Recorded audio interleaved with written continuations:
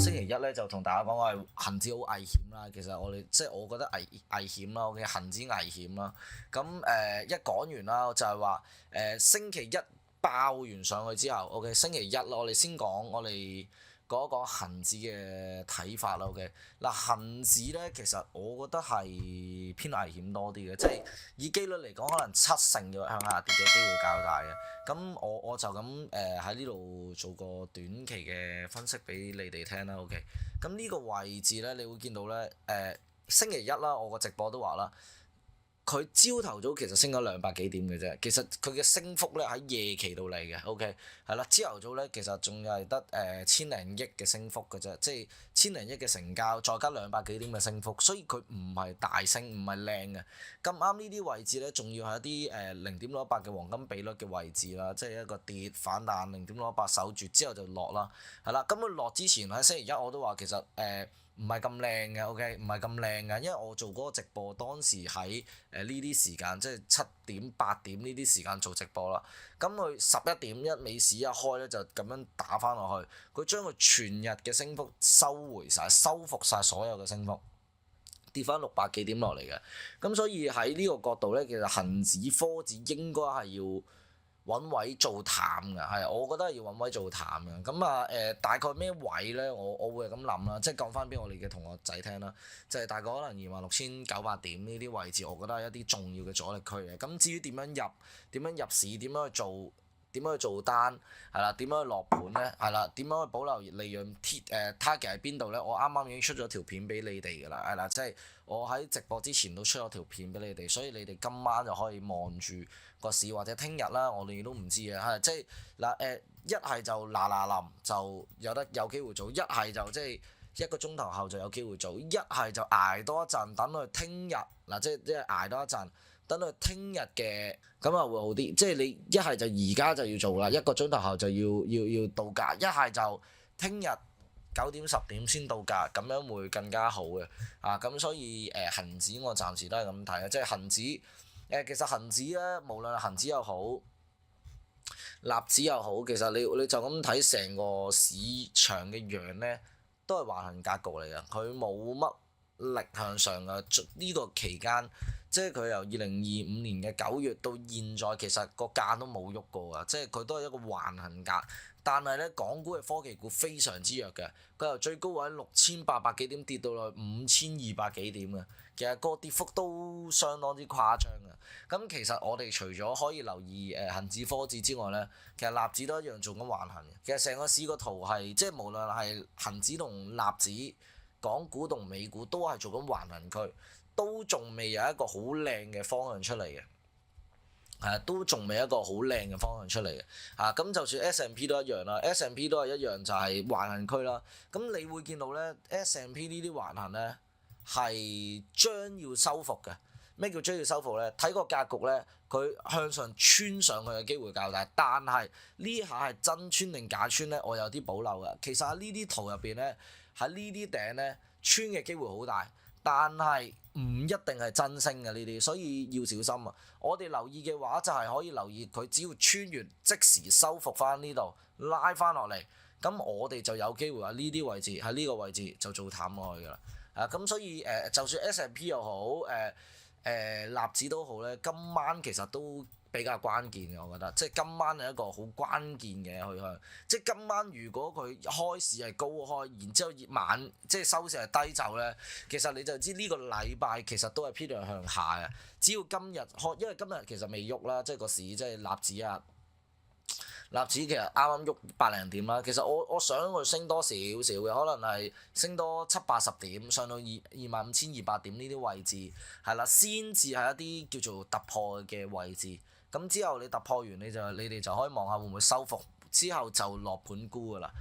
咁我哋可以留意呢樣嘢啦。你見到其實我哋星期一爆升完，星期二就大跌啦，港股。其實星期二我哋啲同學仔咧，2月24號啦，你會見到2月24號啦，全部都有沽恆指嘅，係啦，呢個我哋可以望得到嘅，即係你會見到嗱，我哋睇下恆指個樣。恆指咧當日咧喺呢個位置咧，咁我出咗個直播啦，係啦，喺呢啲位置做直播啊。我話恆指其實好危險喎，OK 要小心喎，因為呢下升上嚟個樣唔靚冇力喎。咁當然我會教你咩叫靚同唔靚啦，係啦。咁我一定會教你嘅呢啲。然之後就咁樣跌落嚟，跌落嚟之後啲同學仔就識做啦。OK 有個賺咗5000幾啦，係啦。其實佢係一開始已經賺咗，你見到10點鐘已經有5000幾蚊利潤㗎，朝頭早10點鐘。嗱呢個同學咧就係10點廿幾分咧已經賺咗23800。即係講真，一個交易賺到幾年嘅學費啦，咁非常之正，係啦，咁呢度賺咗賺一半嘅學費㗎啦，呢啲就係一個交易嘅啫，其實就係啦，即係有時升市開心，但係跌市我哋都好開心啊！嗱，呢度賺咗萬幾蚊啦，全部都係沽恆指嘅，嗱呢啲咧就係3000幾4000蚊啦，又係沽恆指4000幾蚊沽恆指啦，OK，係啦，呢啲嘅圖咧，我哋成日都會見到嘅，因為恒指同科指呢啲係經常性有一個波段，就算可能個市況得200-300點咧，其實我哋已經賺到呢一個嘅交易嘅費用㗎啦，即係我哋已經賺到兩三千蚊、2-3萬蚊，我哋都可以賺得到嘅。呢一個就係期指我哋嘅好處啦，OK。但係都係咁講啦，你玩期指之前咧，你未識玩，你未知道個原理，走去貿然走去玩咧，我可以答你，你99% 輸嘅。預期你交個學費俾市場，不如過嚟免費聽一聽我嘅線上講座啦。呢個講座我哋會教你點樣期指係啲乜嘢嚟嘅，點樣玩嘅。第二同第三個秘密咧，就係一個混合式嘅秘密嚟嘅，就係一個交易信號，一個交易嘅系統信號，同埋我哋要識揾大戶最終想去邊個方向。我要知道大戶嘅部署，知道佢想行咩方向，等佢做完震倉洗盤之後，我哋就順勢追落去。係啦，呢一個咧就係一個期貨嘅交易秘密啦。咁我哋咧都會有個免費嘅線上課堂嘅，咁你哋可以過嚟聽下啦。係啦，其實都好啱所有嘅人去睇嘅，即係。無論你話哇好似好難咁喎，我買股票容易啲喎，其實買股票仲難，我可以同你講，因為買股票難嘅地方係咧，你要清楚每隻股票嘅基本面，但係我哋玩期指係絕對唔使睇基本面嘅，因為玩期指只係睇短線莊家嗰1-2日嘅波段去點樣行，係啦，所以一般嚟講都非常之容易學嘅，係啦，非常之容易學嘅。OK，係啦，我哋開始我哋嘅直播啦喎。暫時市場比較強嘅股票嚟，咁第一隻就係蘋果啦。嗱，蘋果暫時係個市場上比較強嘅股票嚟嘅，因為佢啱啱咧其實突破咗20天、10天線咁樣突破咗上嚟，同埋成交有增加嘅跡象嘅。咁但係佢暫時呢個位未係最靚嘅 set up 嚟嘅，你可以等佢穿呢一個，等佢可以咁樣穿呢一下。喺呢個位咧可以嘗試嘅，其實蘋果，我覺得蘋果係可以嘗試嘅，係啦，因為蘋果而家其實你話係咪科技股咧？其實我又覺得一半一半，佢唔算完全科技，因為蘋果雖然佢話注重嗰個叫 iOS 啦，嗰個雲端啦，係啦 iCloud 啦，但係其實我哋就咁望咧，佢實際嘅營收咧仍然最大，仍然都係喺 iPhone 嘅，但係你會見到咧 Surface 嗰 part 咧。係個佔比咧係已經係去到1/3㗎啦，佢升緊好多啊！我覺得仍然蘋果都仲係一個傳統股票嚟嘅，即係傳統加科技啦，佢唔係完全嘅科技股，佢係賣實體嘅嘢嚟嘅。咁所以蘋果我覺得係安全啲嘅，喺呢個咁高危嘅，即係而家我覺得 AI 係又高危，但係又有危機，又有return 嘅一個地方啦。咁但係始終 AI 行咗咁耐咧，始終係要有一個回調先相對地大手買入到嘅，咁所以我覺得蘋果你哋可以睇下呢個 set up 會唔會行翻順先，因為你會見到咧蘋果咧呢個位置咧係一個幾靚嘅一個突破點嚟嘅，即係呢個幾靚嘅突破點。只要佢咁樣頂翻穿呢個頂啦，即係可能你會見到佢可能升翻穿280蚊呢啲位置咧，我覺得大家可以留意嘅280蚊呢個區間，即係升翻穿呢度，然之後回差落呢度，之後就上㗎啦呢啲圖，係啦，你可以留意佢有冇做呢個格局咯，係啦 Apple 就我覺得呢幾日或者呢2個禮拜應該會有啲方向出嘅，係啦，但係納指我覺得有少少危險嘅納指就。好 Nvidia 嚟講咧，其實都有機會做突破嘅喺呢個圖啦。Nvidia 咧，你會見到係咧做緊個橫行區嘅橫行嘅。OK，但係呢下突破唔一定係真突破嚟嘅，我哋咁樣講啦，你會見到一個大跌後橫行嘅，大跌橫行，然之後一頂兩頂三頂，你見到佢個力量都頗強嘅。我哋就咁睇咧，其實咧你見到咧 Nvidia 咧上面係冇乜成交嘅，冇乜人持貨嘅，上面係得下面啲人喺度重貨區嘅，係啦，我會係咁樣諗嘅。咁所以上面其實係理應係冇乜沽壓嘅，所以只要一嘢突破到之後企穩咧，Nvidia 咧就應該會望翻前頂嘅，即係英偉達。只要佢突破翻190幾、198蚊，可能維持一兩日之後，佢都唔落翻嚟，即係呢啲位企穩，呢啲位企翻穩，佢升完冇轉個頭拉翻落嚟咧，我覺得英偉達係會直接望翻200蚊以上嘅，係望翻200蚊以上，咁所以大家可以留意下呢兩日點樣睇嘅。咁但係佢同納指個圖係差唔多嘅嚇，因為納指個圖咧都係咁樣橫行嘅，係啦。咁嗱，小心一樣嘢就係假突破。佢係可以咁樣抽完上去打穿呢啲位，然之後收落去嘅，佢係可以做假突破，所以我係需要突破企穩嘅。記住呢件事，突破企穩係非常之重要嘅。OK， 係啦，咁啊，我覺得英偉達大家都可以留意下。但係如果你哋有貨，你見到佢咁樣拉上去，轉個頭打翻落嚟，你就要好小心啦，因為呢一下就叫做洗倉，呢一下就叫洗盤嚟嘅，洗完盤就向下行呢啲位㗎啦。係啦，你哋要非常之小心啊嚇！只要你見到佢咁樣行爆拉，咁佢之後嘅結局就係咁樣噶啦。但係如果你見到佢係一個咁樣嘅狀態，爆上去，企穩，企，佢多數就會有繼續向上嘅。係啦，即係你哋要睇下佢最後係要點行，因為你會見到就咁睇呢個圖，你就會見到噶啦。OK，佢喺195蚊以上咧係冇乜貨喺度㗎，冇乜人交易啊，反而大貨喺180幾蚊嘅大貨區，180幾蚊嘅，所以呢個大貨區咧，佢就會係咁樣抽完上去之後跌穿個大貨區、重貨區咧，咁你就好流走啦，嗱走㗎啦，呢一下就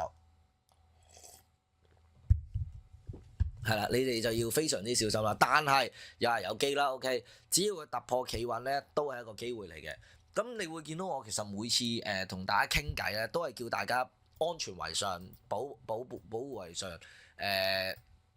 玩啲安全啲嘅，係啦，玩啲安全啲嘅，係啦。咁啊，我哋不如睇睇個美市啊。嗱，美市咧，我想佢，有少少想突破咯。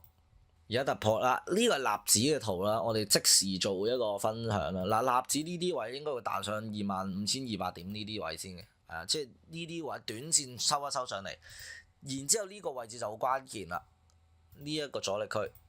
即係呢個阻力位咧就關鍵嘅。如果佢穿得到咧 ，OK， 即係咁佢就會望呢度噶啦。但係如果你叫佢穿完，轉個頭落翻嚟呢啲位咧，咁納指咧呢個禮拜都要向下跌嘅，即係今日係非常之關鍵嘅。只要佢冇高開低走咧，今日納指就即係個圖就好好嘅，即係個圖就唔差嘅。但係今日納指高開低走咧，佢就應該要跌翻一個禮拜嘅納指，而跌個幅度應該都唔細嘅，係啦，即係如果納指今日高開低走咧，佢嘅可能就要落翻24,600同埋24,400呢兩個位啦，係啦，呢兩個位大家可以如果玩期貨嘅可以留意下嘅，就算恆指都一樣嘅，其實嗰個位都係咁樣睇㗎啦。好啦 ，ASML 咧算係喺納指入邊比較強嘅一隻啦。OK， 好啦，咁你哋可以留意咧，就係呢個位，你會見到咧佢而家又突破啦。我哋睇周線圖，你見到周線圖嘅格局咧，佢係非常之清晰嘅，非常之靚嘅。咁所以大家可以留意下 ASML 會唔會落翻10週線或者5週線，我哋睇下會唔會開多個5週線先。10天，我覺得你可以留意呢個位，因為 ASML 係好強嘅一隻股票，你可以留意呢啲位置，或者留意呢兩個位置，係啦，會唔會出翻前頂？因為而家係突破前頂新高嘛，我就比較少喺突破新高嗰陣做嘅，係啦，我反而中意喺突破回調嗰陣做嘅，咁所以你睇下會唔會落得翻可能148呢啲位置？喺1486呢啲位置，我覺得 ASML 係一隻暫時我一陣會講嘅啦，係幾強嘅一隻股票嚟嘅，係 ASML PFE 咧個 set up 靚嘅，係啦，即係我覺得大家可以留意下 PFE 呢隻股票，因為 PFE 係未升上去嘅，所以大家有機會可以做嘅 PFE 呢一隻。嗱 PFE 咧，你會見到佢咧本身咧係一個下行嘅格局嚟嘅，本身係一個好強嘅一個下行格局，但係佢日線圖其實做咗個底部，日線圖做咗個底部。現在咧，你會見到咧 PFE 咧，佢係喺個底部做緊啲 set up 嘅。仲要係啲咩咧？佢係爆上去之後回落嚟咧，成交大升，然之後跌落嚟，成交收窄，再有一下踩翻10天20天之後升上去嘅。咁所以我覺得大家可以留意，只要佢破到呢個頂咧，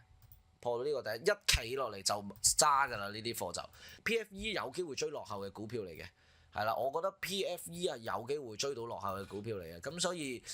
大家可以留意一下呢隻嘅股票，同埋呢啲股票相對安全啊嘛。對我嚟講係啊，即係佢係醫療股啦，同埋佢個市值夠大啦，成交量夠啦，而且做緊個底啦，同埋佢個 set up 係夠靚啦，係啦，咁所以我覺得大家可以留意一下嘅，係可以留意，因為呢啲圖係做緊一個橫行格局，一頂兩頂三頂，準備想突破嘅位置嘅樣嚟嘅，呢個圖係即係就算個周線個格局都唔算曳嘅，唔算曳嘅，所以我哋可以等突破呢啲位置啦，一大支竹突破上去嗰下咧就可以嘗試㗎啦。呢個 PFE PFE 應該係呢幾隻入邊最大機會做到 set up 而有機會入到場嗰一隻嚟嘅，係啦，即係我哋可以咁諗。仲有一隻就 Caterpillar 啦，Caterpillar 勁到不得了啦，OK 勁到不得了啦，係啦。咁 Caterpillar 咧唯一可以做嘅就係啱啱踩翻10天線咧，我覺得係一個超短線嘅一個，即係玩 day trade 入邊嘅一兩日嘅進場點嚟嘅。即係你太耐冇見到佢踩翻10天線啦，即係佢呢個10天線彈橫行10天線再彈，一行呢啲咧就想破頂格局㗎啦。即係呢啲就係可能又係會咁樣兜上去咁樣行嘅，即係 Caterpillar 咁樣行嘅呢啲圖。係啦，Caterpillar 係唔使諗㗎啦，因為佢而家重工業啊嘛，咁佢提前訂咗好多機器去擴展一啲新嘅廠房，即係 AI 其實你會知道 AI 最重要嘅就係一個運算啊、電力啊，咁其實呢啲係點樣令到呢一間公司升咧？就係啲人提前咗部署 AI 算力、電力嘅板塊要起廠房，所以呢間公司就升得咁犀利。係佢嘅訂單爆發量好強啊，所以短線係食住呢條趨勢去行嘅，咁所以 Caterpillar 我覺得大家都可以留意下，同埋呢啲股票本身我都係好中意嘅傳統股，係啦，我好中意嘅傳統股嚟嘅，係啦，我不嬲都係買股票專係買傳統股多啲嘅，係啦，即係買實業嘅，係啦，真係有穩定嘅現金流、穩定嘅業務。咁當然你話係唔係AI 唔好啊，係咪算力嗰啲計算唔好？我可以肯定嗰啲係一定好好嘅，但係相對起個風險一定大啲，係啦。咁以我即係我做咁多年嘅一個叫做長線投資咧，我偏向識計嘅就係一啲傳統股，穩定嘅現金流、穩定嘅業務、穩定嘅財務狀況同埋穩定嘅收入，呢啲對我嚟講係好重要，因為好多 AI 公司其實即係啲科技股啦，其實佢嘅現金流啦同埋佢嘅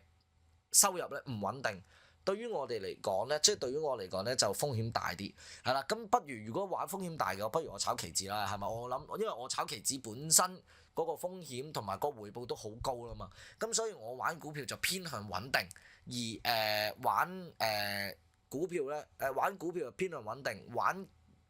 危險嘅咧就偏向玩期貨，係即係高風險啲。我就玩期貨，因為期貨我控制得到嘛，係啦，我係可以喺一個高風險、高震盪性嘅地方控到個倉而有高嘅回報，我覺得絕對好過股票，因為股票有20%啲裂口上落咧，始終有少少危險，但係指數冇啊嘛，9988 162蚊有貨走，9988我就冇貨㗎啦，咁就。如果你係162蚊有貨嘅話，就應該要嗱，我咁諗啦，我係想沽期指嘅，我係覺得科技股唔得嘅，我嘅睇法係即係我係想揾位沽科指嘅，無論係期指好科指好，我都係想揾位做淡嘅，係啦，呢個係我對市場嘅不確定性，然之後我會做沽嘅，係啦，我會睇淡佢嘅，即係呢期我會係想啦。但係如果你話你已經有貨係買緊升嘅話咧，你要做嘅嘢就係咩位你要離場啊嘛，我哋或者咩位減啊嘛。呢啲圖咧係好大機會升完跌翻穿呢個位嘅，即係呢個圖好大機會係升就跌穿呢啲位嘅。喺我角度，佢會係咁樣行嘅機會較大嘅，因為你就咁睇個走勢咧，跌落嚟嗰陣咧，其實個成交係冇話特別弱嘅，係冇話特別弱嘅，即係佢一路都係持平。係啦，但係雖然佢升嗰下好大力，之後轉個頭，佢係咁樣慢慢陰啲咁落咧，其實係唔係一件好事嚟嘅。所以呢啲底咧，我覺得莊家係需要打佢落嚟嘅，係落翻200天線嘅機會較大。所以你應該要諗嘅就係，如果你要減倉，咩位減？彈嗰陣你要減，因為我覺得短期未必咁快上得到162蚊。但係如果你話其實我個倉可能佔我個全個 portfolio 可能得3至5%嘅，我覺得可以等嘅，即係你咪 hold 住先咯。因為你應該要止蝕嘅地方冇止蝕，而家已經落咗140蚊，輸咗10零個 percent，其實又唔係好多嘅。即係就算你係持倉100萬入邊，你揸10萬蚊壓嚟，而家輸咗10個 percent，其實你都係輸咗1萬蚊，即係佔你個倉暫時都仲可以嘅。咁但係我短線其實壓力我係睇跌嘅，咁如果你想安全啲嘅話，你就逢一反彈減倉之餘，做翻啲 long put 做一個 protecting put 做一個對沖，咁我覺得仲好，或者你沽啲期指咯，即係如果你係我哋嘅學生，你就直接沽期指，沽翻個量，即係假設你買咗10萬蚊壓力，你咪沽翻手期貨咯，沽翻手期貨咁咪 OK 咯，呢個都要睇翻你本身嘅倉嘅大細先得嘅。但我本身就應該係想睇淡多啲嘅啦。今日係咁多先啦，多謝晒大家，拜拜。